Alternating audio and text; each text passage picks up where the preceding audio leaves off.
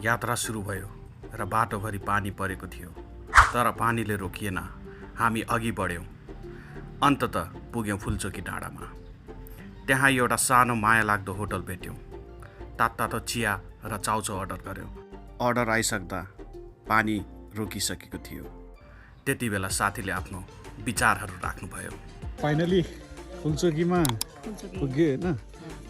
फुलचोकीमा चाहिँ एकदमै हातमा चाहिँ दुईटा हातमै लिइराख्नु भएको छ। त के हो यस्तो दुईटा हातमा लड्डु भन्छ के यस्तो चिलिङ वेदरमा यस्तो तातो खाइराख्नु भएको छ। म चाहिँ चिलिङ होइन, असिना पानी परेको वेदर।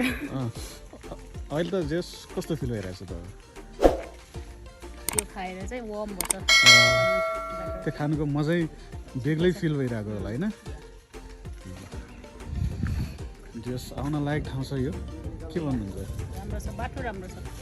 बाटो राम्रो छ, ठाउँ चाहिँ मन पऱ्यो नि त्यसो भए। ठाउँ राम्रै छ, अनि यहाँको सर्भिस राम्रो छ। यहाँसम्म यति पाउनु त राम्रो कुरा हो। हामी फर्किँदासम्म पनि प्रकृतिले जिस्काइ नै रह्यो।